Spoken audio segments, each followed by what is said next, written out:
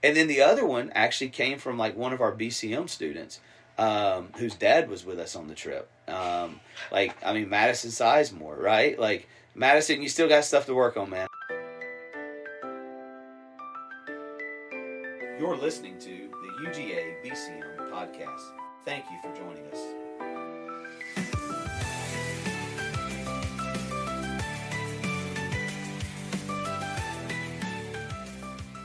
Well, welcome back to BCM, UGA BCM, Unscripted. Why y'all laughing at me? I tried to do an intro.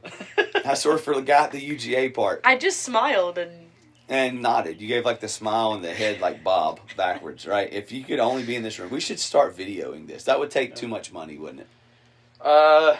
Not so much money as it would time.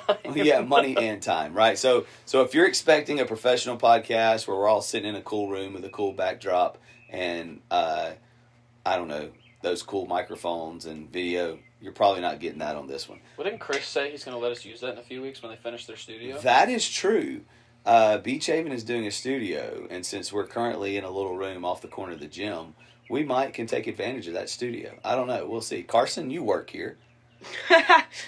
Yeah, with the kids, not with anything technical. Okay. All right. Well, we'll see. That's another story for another day. Today, we're going to talk about missions because it is it's 2 days after we all got back from spring break mission trips. And so we're going to spend a little bit of time just talking about the importance of going on mission trips for university students, what that looks like in the life of a campus ministry, and just some things that students can apply to their lives when they get back. So with that said, Ryan, where'd you go this spring break, and what team did you lead? What'd y'all do? Yeah, so I led the team from BCM to New Orleans. We went through Mission Lab, connected down there at New Orleans Baptist Theological Seminary, where Jamie Dew is the president. He's coming to speak for us next week, so shameless plug there. There you go. We worked with Mission Lab, and they connect you to a bunch of different church plants, ministries all around the city of New Orleans because there's so many of them you can't even count them. And they kind of have a running list, and they pair you based off of your group size, your group needs, and kind of what you want the trip to be.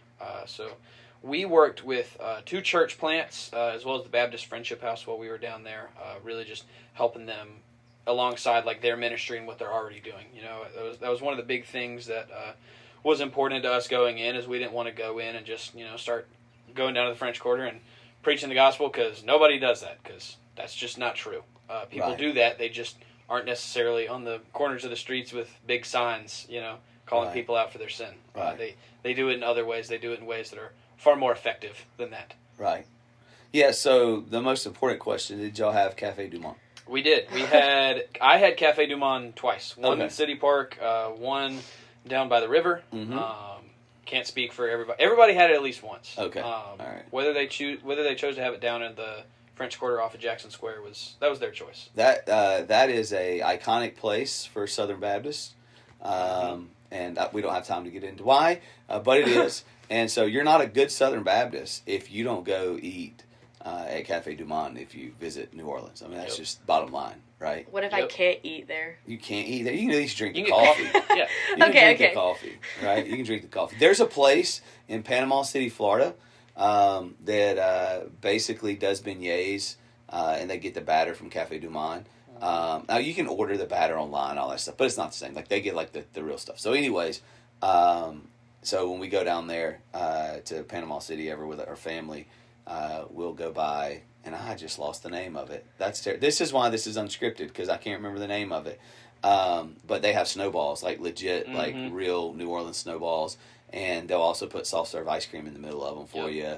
I mean, it's amazing. So, anyways, we had that as well while we were down there. See, and when we were pulling up, Emmy Rogers looked at me and said, "Isn't this just snow cones?" And I said, "Absolutely not. Right. It is a life-changing experience." Yes, the snowball is different than a snow cone. Mm-hmm. So I'm glad that y'all shared the gospel. I'm glad that you worked with church plants. I'm also glad that you ate beignets and snowballs. Oh yeah, because that is the full New Orleans experience. Yes, it is. So definitely, Karsyn, where were we at? We were in Guatemala. We were in the beautiful city of Tacna, which is about an 8-hour van ride from Guatemala City, which is the capital and where we fly in. We were there for about 5 days.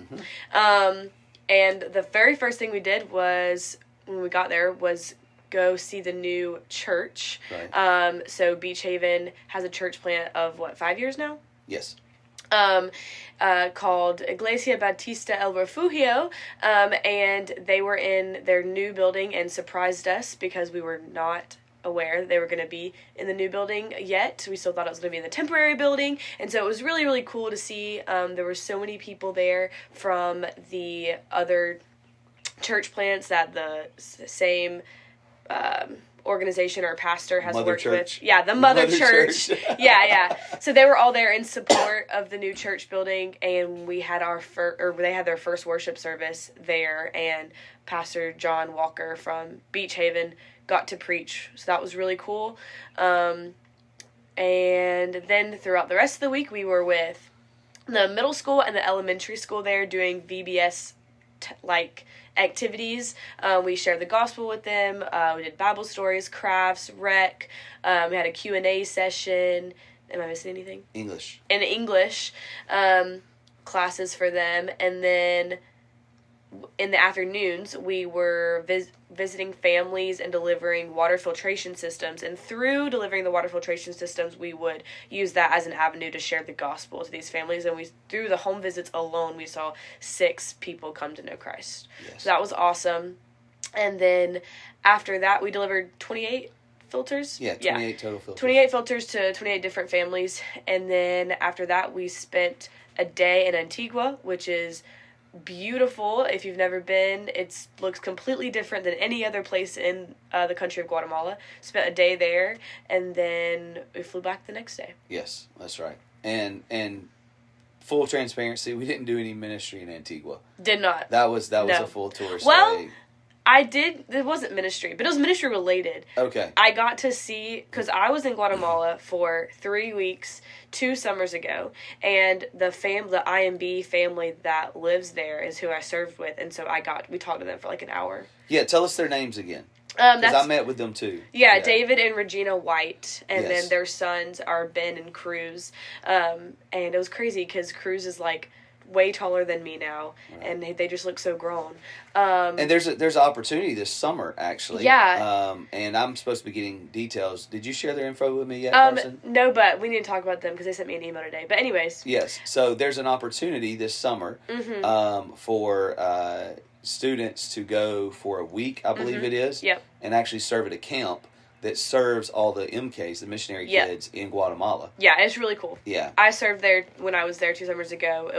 I'm a big camp person, but so I'm biased, but it really was one of the best camp weeks I've ever had because missionary kids are a population that you don't really get to spend a lot of time with and learn about. So it was really cool to spend time with them. And they're kind of, in a lot of ways, your MKs can, if you're not careful, be sort of underserved. Yeah. Right? Because when you go on mission trips, you're always serving the population, like the native population in whatever country you're going into. And you forget that there's these kids here whose parents are missionaries. And you think about all the stress and the pressures that come with being a pastor's kid. And you multiply that when you become a missionary kid. And so them having an opportunity to do something like a camp where they all get together and they're able to just dive into the gospel and worship together and have a good time, that's an awesome opportunity. Yeah, and these kids look forward to it all year because it's really the only time that they get, because they're all from different areas in Guatemala because you don't have 2 missionary families in the same place because then you're not doing your job, right? So it's the only time that these families get together, these kids get to hang out together, and they reminded us before we went in, some of these kids might not be believers. Right. Some of these kids hate that their parents are missionaries. Some of them are super angry that their parents moved them outside of the U.S. to go to this different foreign country, right? Some of them, maybe they moved when they were 12 years old, so some of them resent their parents for that. And so it's cool to get to minister to those kids. No, absolutely. So from a BCM standpoint, we had a great time in New Orleans and also in Guatemala. But there's also other, by the way, they're cutting the grass outside, so if you hear that, I apologize. That's part of being unscripted, all right? So, but we also had students go to other places over spring break with a lot of our local churches. We had students in Boston, had students in Slovakia, I believe. Goodness gracious, am I missing some places? I mean, I know I'm missing places. Manchester, Pensacola. Yeah, Oslo, Norway, Pensacola. Really, I know we're missing. Alabama. That's right. Great Exchange road trip. Yes, and so we had students all over the place, and what's cool is what's neat to me about spring break mission trips is that sometimes when you come back from spring break, it's just like coast to the end, right? So a spring break mission trip really becomes a catalyst for students, if they approach it correctly, to come back and instead of just coasting to the end, recognize that they've got another 6 weeks or so to really share the gospel on campus, to really take what they learned in this different setting and bring it back and apply it to here. So with that in mind, what are some of the things that our students learned and that you learned on spring break mission trips, whether this year or in the past, that can really translate well to campus? I think one of the things that we learned on the New Orleans mission trip is we were canvassing this neighborhood for one of the church plants that we worked with, and the idea was, we went door to door with a survey. So already it's incredibly similar to the Great Exchange, where you're just kind of cold calling people on campus with a survey, except it's real life, right? Not over the phone. But I think through surveying people's physical needs, it was a very good avenue to be able to figure out where they are in life, and then to be able to segue that into a spiritual conversation. It was very natural. It did not feel forced. One of the questions on there was, what is the greatest need in your community? And then the question right after that is, what's the greatest need in your personal life right now? Right. And so that was an incredibly easy segue. A bunch of our students would tell me, we didn't even ask, what's the greatest need in your personal life? We were like, hey, how can we be praying for you? Right. And so I think using that on campus, whether it's at the Great Exchange, whether it's at 2x2 evangelism in the dining halls, whether it's talking to your friends that you're in your classes with, one thing that the students in New Orleans kind of walked away with was we learned tools here that directly apply. We don't have to do any kind of mental gymnastics to try and figure out how do we apply this to campus. This directly applies to what we do on campus every single day. That's awesome. Karsyn, what about you?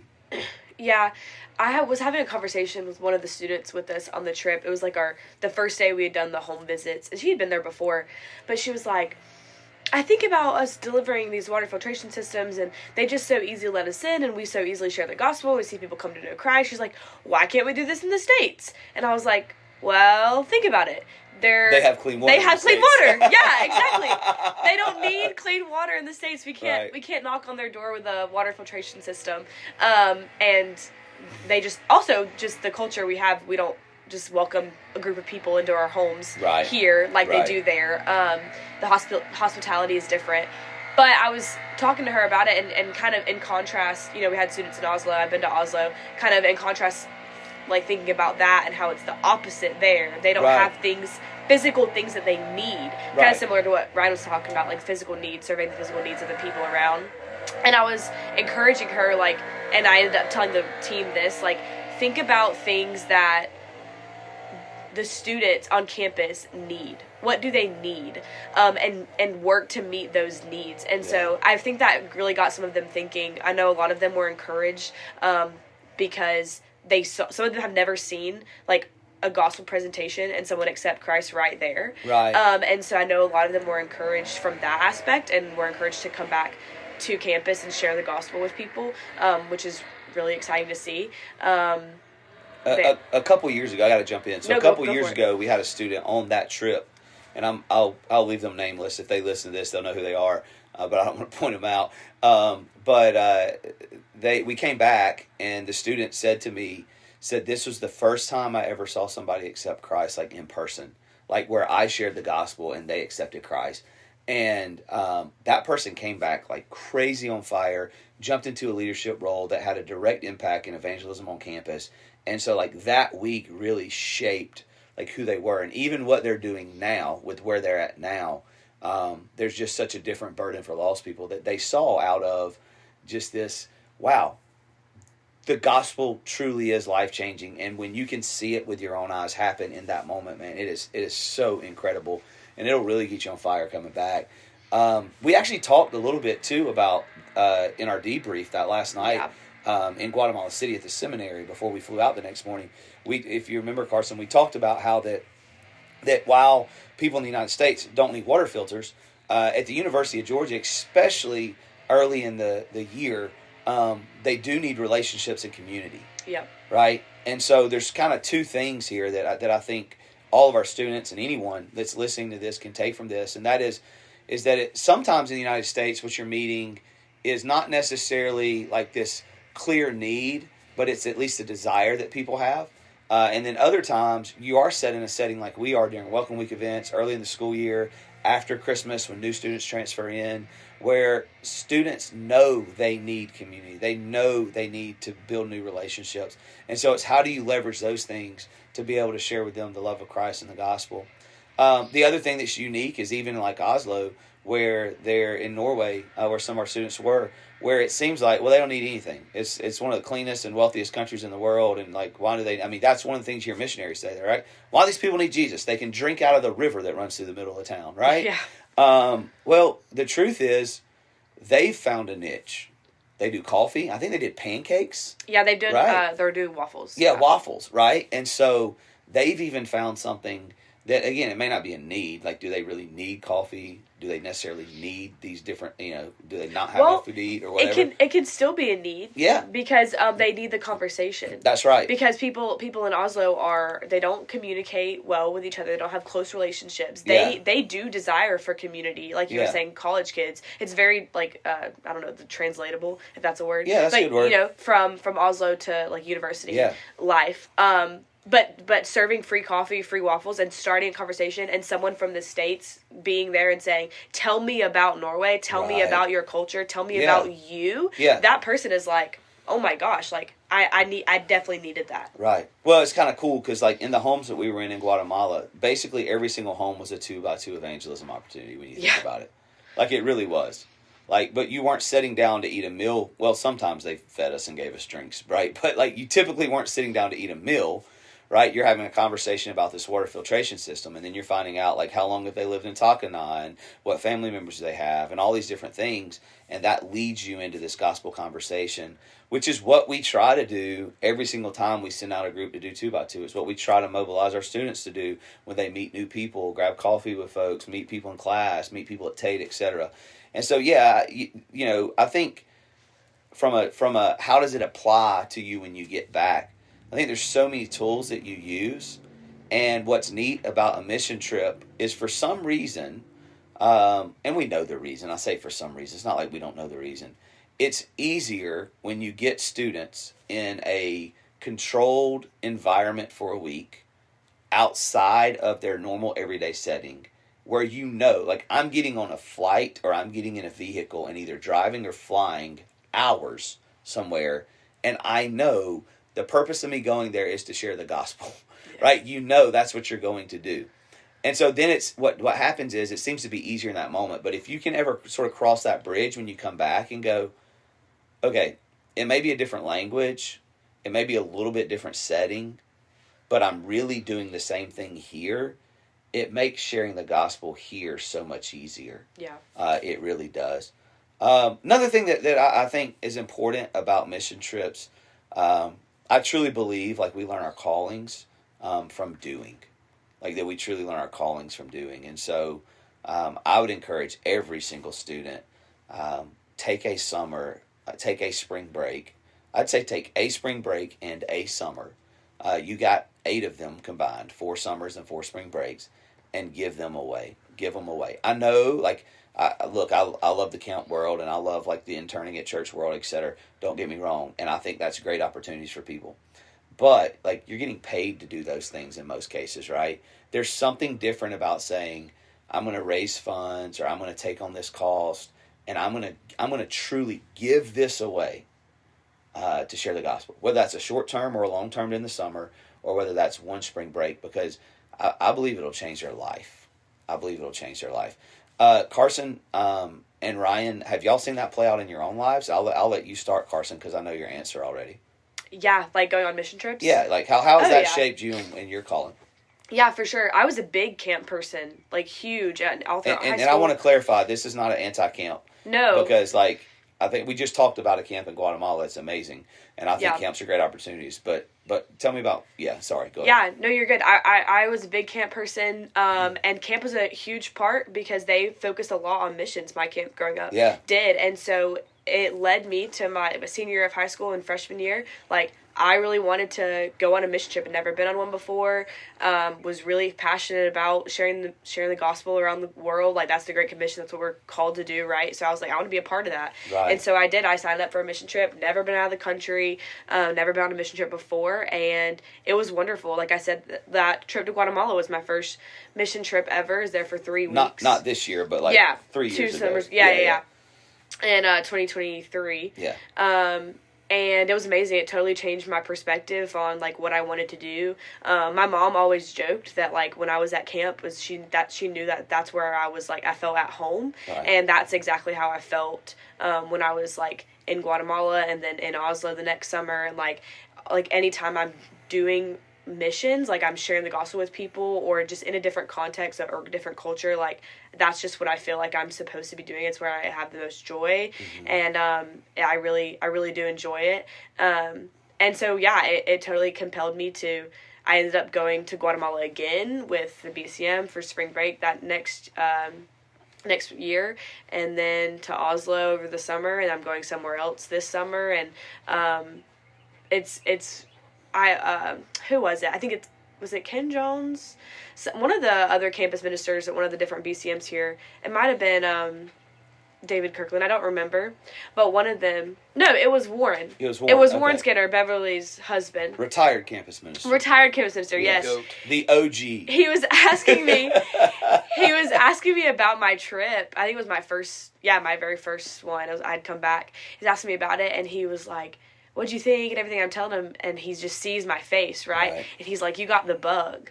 And I was like, what are you talking about? He's like, the missionary bug. He's like, it just bites you and you can't get rid of it. And here's the thing, not everybody goes on one of these trips and goes, hey, I want to live overseas for the rest of my life or for 3 or 4 years or whatever. Not everybody does that, right? Yeah. But there's so many tools you still learn that you can come back and use in the workforce and so forth. And so, but some do. Yeah. But some do. It's crazy when you hear about how God works on trips, especially when they're trips where, like, the craziest is when they're trips where somebody's like, I didn't really want to go, or I wasn't really sure, I was a little fearful. And then they go and you're like, wow, what now? You know what I mean? Like, this just completely changed your trajectory of your life. I think the most important thing is for you to learn what you did on that trip, like you were saying a few minutes ago, what you did, how you were able to share the gospel, and put that back into the context of your normal daily life. Right. If you can do that, that trip was impactful, no matter what you end up doing with the rest of your whether life. You're going to be a missionary or whether you're going to, make lots of money being I don't know, what can we make lots of money? A dentist. A dentist, yeah. Your dentist just texted you. That's why you said that, right? I was about to say. A dentist. Yeah. So, Ryan, I know this is you were in New Orleans this year. What are some other places you've been? Yeah. So some other places I've been to Slovakia last year. I was in Manchester the year before that. I've been on a mission trip to New Orleans before as a participant, not as a leader, and I've been on a mission trip to Vancouver, Canada. And one of the things that the Lord showed me last year in Slovakia was there's this guy from Texas that was there. He was working at he was working at some business. Him and his wife were in Bratislava, in the capital of Slovakia, and they were going to the Slovak church that we were partnered with, and I hate that I can't remember his name right now. I hate that so much. But I was just there was just something that was incredibly compelling about him, and I was just talking to him throughout the duration of our trip, and he talked about how the business that him and his wife worked for, they were having to do a bunch of layoffs, and so him and his wife had just gotten the news that they were going to be laid off soon. And he was kind of searching, felt like the Lord wasn't really leading them to go back to the States. Right.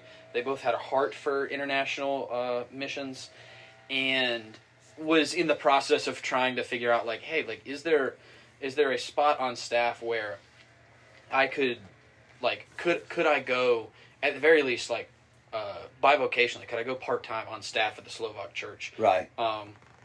Because that church had their previous pastor had been an American, right. and they loved him, and so there was an easy connection there. It would have made a lot of sense.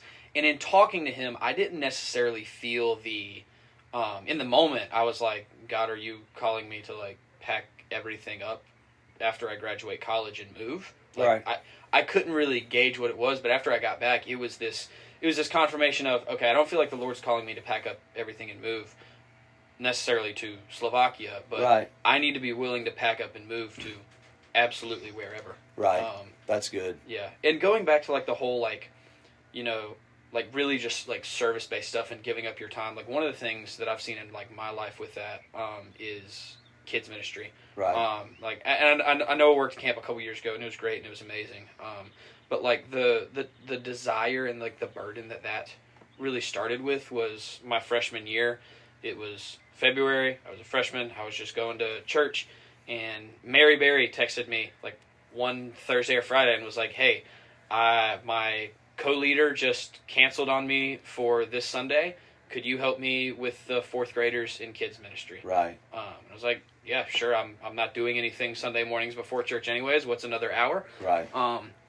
You know, I'm not gaining anything out of that. I'm not benefiting really in any way personally, whether it be financially or any kind of benefits like that. I was really just giving up my time, and for the next, I just fell in love with it. For the next 3 years, I helped lead the 4th and the 5th grade classes on Sunday mornings, and it's really, really.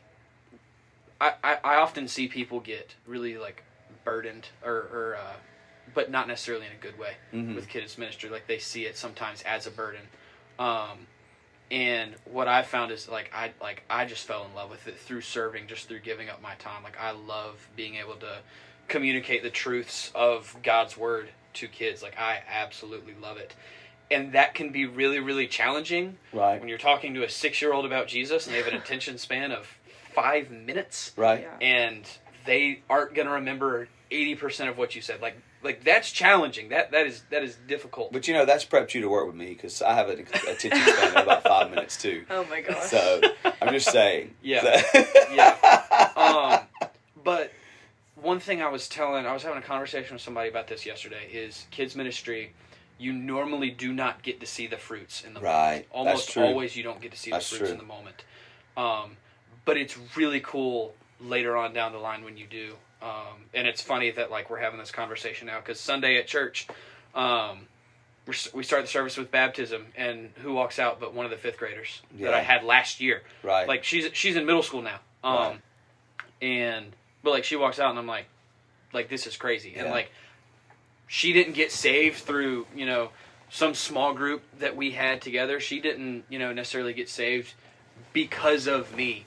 But to see her standing there, like, I was like, that makes it worth it. Yeah. Like, everything, like, the last 3 years were worth it because she got saved, even if it wasn't as a result of the Lord using me. Maybe He used someone else in that moment to save her. But that, like, just seeing that on Sunday was like, that's worth it. Yeah, this week was kind of a full circle moment for me. It was kind of neat because so if you didn't know this, so Guatemala, when I was serving at Beach Haven, we planted a church there, and it's the church that we continue to work with. And so Beach Haven has a 10-year partnership with them. They're in year 5 of that partnership. And really a lot of the front-end legwork I got to be a part of, and then I ended up moving over to the BCM. So one of the commitments that I'd made to Beach Haven was that we would spend at least the next few spring breaks putting feet on the ground in Takana to support the work that they were doing there. And they're one of our big supporting churches and so forth, and so we did that. But it was really cool this week seeing some things come full circle, exactly like you're talking about. One of the guys, so Beach Haven embedded 2 individuals into our trip with us, Clay and then his fiancée Emma. And like, I first met Clay when he was a freshman at UGA. back in 2000 and I don't know 15, 16, something like not 16, 15 or 16, something like that. And so it was really neat. Matter of fact, he told me how old he was this week, and I was like, there's no way, because I still view him as like a 19 or 20-year-old, right? And seeing how God's using him, he's serving on the missions committee here now, and doing different things within the church, and then getting to go with us, and I had to sort of like take a step back and go, okay, he's a full-blown adult, right? You know what I mean? Which is unique. And then the other one actually came from like one of our BCM students, whose dad was with us on the trip. Madison Sizemore, right? Like, Madison, you still got stuff to work on, man. I love you if you're listening to this, right? But like, we're still getting there. But he knows I love him, and he knows I'm picking at him. That was a joke, all right? Kind of. We're still working, right? But like, yeah. But it was so funny because his dad was on so Beach Haven sent like 4 men up to see how the church was going and have a couple meetings and so forth. And so Madison's dad's on this trip, and he pulls out an old video of like my first year here at Beach Haven when Madison was like a 6th grader, right? And so I was like, I saw Madison last night, and we were talking about how his dad like ratted him out with this video of him singing some silly song, and then Clay ratted him out with a video of him like trying to break a board with his head when he was in 6th grade, and me having to stop them, right? And so I was like, this is crazy. Like, it is cool sometimes to see kind of the delayed fruit, to see the spiritual maturity that happens in individuals' lives and so forth. That is one of the benefits. I would also add, this has nothing to do with ministry, but it's one of the benefits of serving somewhere, at least in the same area, for a long time. And I mean, I say that having left Beach Haven to go to the BCM, but because of our partnership, I've still gotten to see some of that fruit, and that's unique. And I'm now at a point, even at the BCM, where I've had like a full graduating class, and seeing guys like Mark Grace and some others who are working professionally and wanting to give back and serving in local churches. It's really cool to see that. So, that's a good point. I don't know, how does that play out on the mission field? I think it plays out in the sense that some of the things that you're doing on the mission field, you don't see the fruit immediately. Sometimes you do. Sometimes you're blessed to see 6 people get saved. But what you can do is know that you have seen fruit where you're at, and you can trust that God, while you're planting those seeds, because not every single mission trip's the same, right? Not every single mission trip sees, hundreds of people get saved, right? Because certain places and contexts are different and harder and so forth. But you can trust that if you're planting those seeds, that those seeds will be watered, especially if you have good partners on the ground, and that God will bring about fruit out of those seeds. And we can take examples like a Madison or a Clay, or like the young lady you were talking about, where we've seen it happen in our everyday life, and we can trust God with that even when we leave that field. Because we don't want to be a group that just goes in and does like a one and done, we're in, we're out. Right, like one of the things that we always do when it comes to a good mission trip is we make sure we're partnering with good partners on the ground, because we're only there for a short period of time. Even if it's a long-term trip over the summer, you're still there a short period of time, and they're going to have to be the ones that water that seed, and they're going to have to be the ones that cultivate that seed, and they're probably going to be the ones that see the fruit of it. Having gone back to the same place, that's the other thing. Sometimes you'll go back and you'll go, I remember that person from 2 or 3 years ago. And you see how God's worked in their life. And so that's really unique and neat as well. Hey, let me give you a quick shout out. We were talking about camps earlier. And I said, hey, this is not an anti-camp situation. And it's not in any way, shape, form, or fashion. Matter of fact, we had a cool opportunity on the airplane. Yes, we did. And so one of the camps, Connect Camps, that partners with us a good bit, and former BCM guys that run it, and a bunch of former BCM folks that are on staff there. They've even got bit by the missions bug, because now they do spring break mission trips, right? Like they do spring break mission trips somewhere in Central America, usually, or Latin America, and so they were headed to Guatemala to run a camp for the week of spring break, and we were all on the same flight over. And so that was cool, because I also, again, saw some former students and some current students and so forth. And I was like, this is great. And so I think the whole flight to Guatemala was mostly missionaries. True, that's true. I think it truly was. And so seeing them, that was pretty neat. So shout out to Connect. You guys doing a tremendous job, and did a tremendous job there over spring break. And I'm excited that y'all are giving some of your staff and some of your students that work for you guys an opportunity to experience that as well. Hey, last thing. I said earlier, a snowball place in Panama City, Florida. I found it, right? I found it. We go there every year. If you're, number one, I understand some people call Panama City Redneck Riviera. I get that. But I grew up in South Alabama and then Columbus, Georgia, Phoenix City, Alabama area. And there, Panama City was only like 3.5 hours from us. So that was the go-to. And those white sand beaches and that clear water. And Panama City got better when David's New Orleans style cafe and snowballs showed up. It's on I can't remember if it's Back Beach or Middle Beach Road. One of those. It's Panama City Beach Parkway. I can't remember if that's Back or Middle Beach, but it's one of those back there. And if you're in Panama City, you go by David's Snowballs and your life will be changed. Your life will be changed. It is legitimate, like New Orleans Cajun style stuff. They have different menu items, and then the snowballs are out of this world, and the beignets are as well. So I talked about it earlier. I couldn't remember the name. There's my shout out. We got to get sponsors on this thing before it's over with. We keep giving people shout outs. We're going to have to tell them they got to give us money for us shouting them out. I don't know if we're there yet. We're not there yet. Yeah. We need more of you to listen. That's what it is. We need more of you to listen. We promise any of that will go towards missions. So, hey guys, thanks for listening today. Any last words from either one of you guys? Do a mission trip. Do a mission trip. If you haven't signed up for something this summer yet and you've got time, sign up. You can go to North American Mission Board's website through Jensen. You can go to the IMB's website, see some of the short-term opportunities. We even still, if you hurry up, we still have grant money through Send Me Now if you go on one of those trips. And so, get mobilized. Go do a mission trip. See how it'll change your life. Karsyn? Yeah, if you don't know where to start, if you're interested in doing something this summer, come find me. That's right. It is not too late. It's not. It is not too late. Hey guys, it's been great. Can't wait till next Monday as we'll have Jamie Dew with us at Gathering. It's going to be a tremendous time. Dr. Dew is the president of New Orleans Baptist Theological Seminary. I said this last night.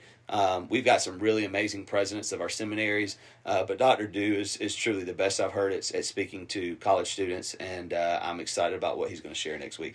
So with that said, God bless you guys, and go Dogs.